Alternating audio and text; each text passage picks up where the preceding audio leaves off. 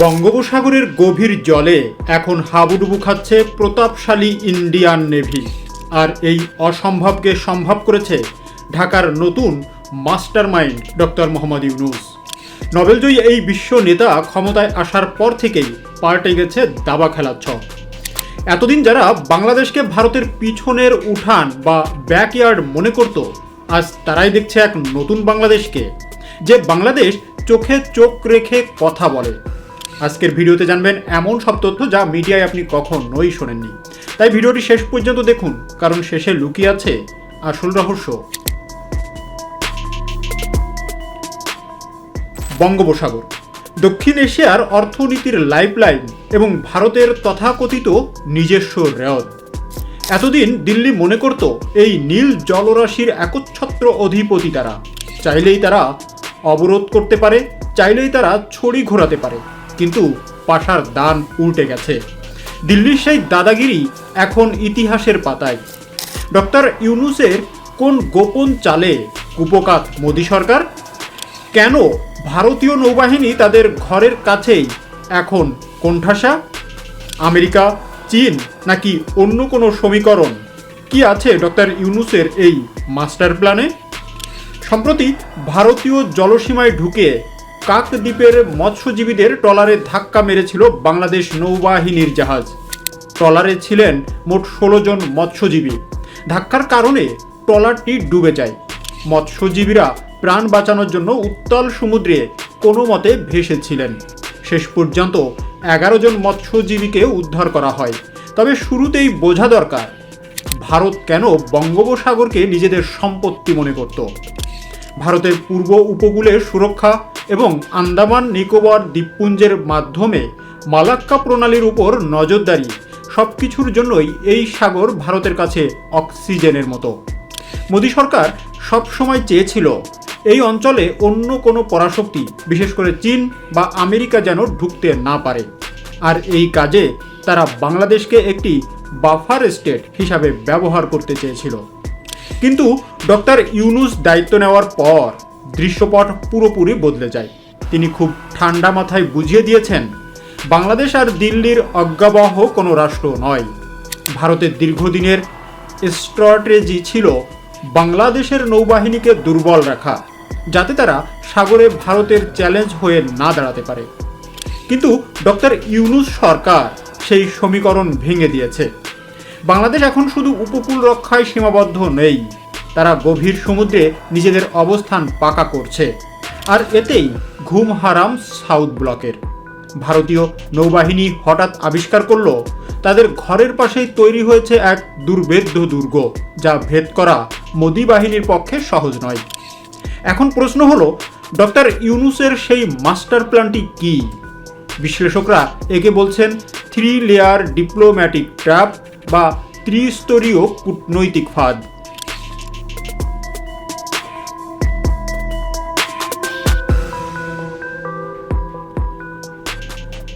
Doctor Yunus তার আন্তর্জাতিক গ্রহণযোগ্যতাকে কাজে লাগিয়ে বঙ্গোপসাগর ইস্যুকে আন্তর্জাতিক মঞ্চে নিয়ে গেছেন। এতদিন ভারত চাইতো দ্বিপাক্ষিক সম্পর্কের দোহাই দিয়ে সবকিছু ধামাচাপা দিতে, কিন্তু ডক্টর ইউনূস আমেরিকার ইন্দো প্যাসিফিক স্ট্র্যাটেজি বা আইপিএস এর সাথে বাংলাদেশকে এমনভাবে যুক্ত করার ইঙ্গিত দিয়েছেন যে ভারত চাইলেও এখন আর এককভাবে কিছু করতে পারবে না। আমেরিকা যদি বঙ্গোপসাগরে সরাসরি টহল বা মহড়া শুরু করে, তবে ভারতের নেট সিকিউরিটি প্রোভাইডার হওয়ার স্বপ্ন ওখানেই শেষ। আর এই কার্ডটি খেলছেন ডক্টর ইউনূস। পেকুয়াতে বাণিজ্যিক ও সামরিক সাবমেরিন ঘাঁটি বনৌজা শেখ হাসিনা, যা চীনের সহায়তায় তৈরি, এটি ভারতের জন্য এমনিতেই উদ্বেগের কারণ ছিল। ডক্টর ইউনূস ক্ষমতায় আসার পর এই ঘাঁটির সক্ষমতা এবং সাবমেরিনগুলো অপারেশনাল রেডিয়েন্স বা যুদ্ধের প্রস্তুতি আরও বাড়ানোর নির্দেশ দেওয়া হয়েছে। বাংলাদেশের হাতে থাকা মিং ক্লাস সাবমেরিনগুলো ভারতের বিশাল এয়ারক্রাফট ক্যারিয়ারকে ডুবিয়ে দেওয়ার জন্য যথেষ্ট। ডক্টর ইউনূস সামরিক বাজেট এবং কৌশলে পরিবর্তন এনে বুঝিয়ে দিয়েছেন, আক্রান্ত হলে বাংলাদেশ সাগরের নিচ থেকে মরণ কামড় দিতে প্রস্তুত। সেন্ট মার্টিন নিয়ে অনেক গুজব আছে, কিন্তু জিওপলিটিক্যাল সত্য হলো এই দ্বীপটি বঙ্গোপসাগরের বুকে একটি অশ্বের বিমানবাহী রণতরী। এই ইউনূসের সরকার এই দ্বীপের সার্বভৌমত্ব নিয়ে বিন্দুমাত্র আপোষ করেনি, বরং এই দ্বীপটিকে কেন্দ্র করে আন্তর্জাতিক মহলের আগ্রহকে কাজে লাগিয়ে ভারতকে চাপে রাখা হয়েছে। ভারত জানে সেন্ট মার্টিনে যদি কোনো পশ্চিমা দেশের নজরদারি ব্যবস্থা বসে, তবে ভারতের পূর্বাঞ্চলীয় নৌঘাঁটিগুলোর গোপনীয়তা বলে আর কিছুই থাকবে না।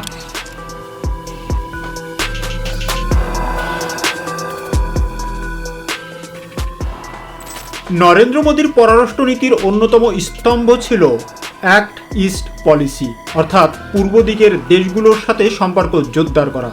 কিন্তু ডক্টর ইউনূস সেই পলিসির মাঝখানে এক বিশাল দেওয়াল তুলে দিয়েছেন। ভারত চেয়েছিল চট্টগ্রাম এবং মোংলা বন্দর ব্যবহার করে তাদের সেভেন সিস্টার্সে মালামাল পরিবহন করতে, কিন্তু বর্তমান প্রেক্ষাপটে সেই ট্রানজিট সুবিধা ভারতের জন্য আর আগের মতো ওপেন সিক্রেট নয়। ডক্টর ইউনূস সরকার স্পষ্ট করেছে যে বাংলাদেশের স্বার্থ ক্ষুণ্ণ করে কাউকে সুবিধা দেওয়া হবে না। এর ফল কি হয়েছে? ভারতীয় নৌবাহিনী এবং তাদের মার্চেন্ট শিপগুলো এখন সাগরে এক প্রকার অনিশ্চয়তায় ভুগছে। বঙ্গোপসাগরে ভারতের একচ্ছত্র বাণিজ্যিক ও সামরিক রুটে এখন বাংলাদেশের কড়া নজরদারি। মোদী সরকার দেখছে তাদের বিলিয়ন ডলারের প্রজেক্ট এবং কানেক্টিভিটি প্ল্যানগুলো ভেস্তে যেতে বসেছে। সাগরের বুকে এই কূটনৈতিক পরাজয় বা চুবানি মোদী সরকারের জন্য এক বড় ধাক্কা। ডক্টর ইউনূস সবচেয়ে বড় ম্যাজিক হলো ব্যালেন্সিং। ভারত ভেবেছিল শেখ হাসিনার পতনের পর বাংলাদেশ হয়তো পুরোপুরি পাকিস্তান বা চীনের দিকে ঝুঁকবে অথবা আমেরিকার পুতুল হবে, কিন্তু ডক্টর ইউনূস এর কোনোটিই হতে দেননি। তিনি বরং সবার সাথে সম্পর্ক রেখে ভারতকে একা করে ফেলেছেন।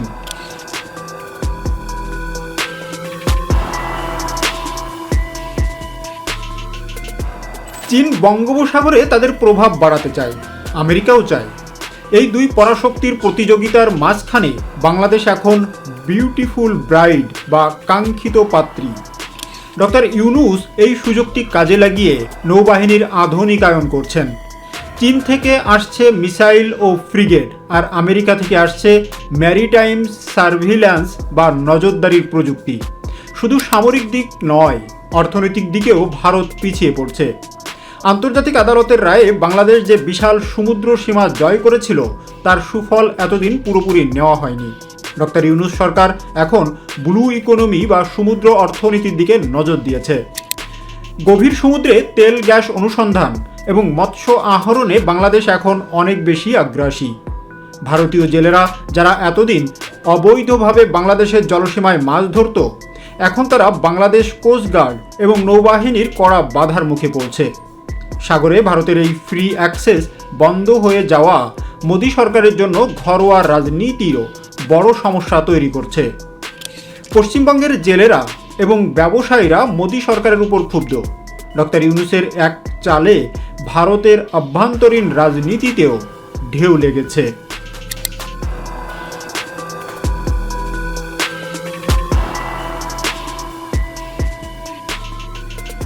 পরিশেষে বলা যায়, বঙ্গোপসাগরের নীল জল এখন আর আগের মতো শান্ত নেই। ডক্টর ইউনূসের বিচক্ষণ এবং সাহসী পদক্ষেপে বাংলাদেশ এখন এই অঞ্চলের অন্যতম প্রধান খেলোয়াড় বা কি প্লেয়ার। ভারতীয় নেভি বা মোদী সরকার হয়তো সামরিক শক্তিতে বড়, কিন্তু কৌশলের যুদ্ধে তারা ডক্টর ইউনূসের কাছে ধরাশায়ী, যাকে বলা হয় সফট পাওয়ার এবং স্ট্র্যাটেজি চিকমেট। ডক্টর ইউনূস ঠিক সেটাই প্রয়োগ করছেন। বঙ্গোপসাগরে ভারতের একচ্ছত্র আধিপত্যের কফিনের শেষ পেরেকটি হয়তো এভাবেই ঢুকিয়ে দেওয়া হলো। আর দিল্লি এখন কি করবে? তারা কি ঢাকার সাথে সমঝোতায় আসবে নাকি সংঘাতের পথ বেছে নেবে? তবে যাই হোক, সাগরে বাংলাদেশ যে এখন আর দুর্বল নয় তা ডক্টর ইউনূস বিশ্বকে দেখিয়ে দিয়েছে। আপনার কি মনে হয়, ডক্টর ইউনূসের এই কৌশলে কি ভারত সত্যিই পিছু হটবে, নাকি তারা নতুন কোনো ষড়যন্ত্র করবে? আপনাদের মূল্যবান মতামত নিচে কমেন্টস করে জানাতে ভুলবেন না। আমাদের চ্যানেলটি সাবস্ক্রাইব করুন এবং এই ধরনের আরও গভীর বিশ্লেষণমূলক ভিডিও পাওয়ার জন্য চ্যানেলটি সাবস্ক্রাইব করে পাশে থাকা বেল আইকনটি প্রেস করতে ভুলবেন না। খুব শীঘ্রই দেখা হবে আপডেটেড কোনো বিষয় নিয়ে। ধন্যবাদ।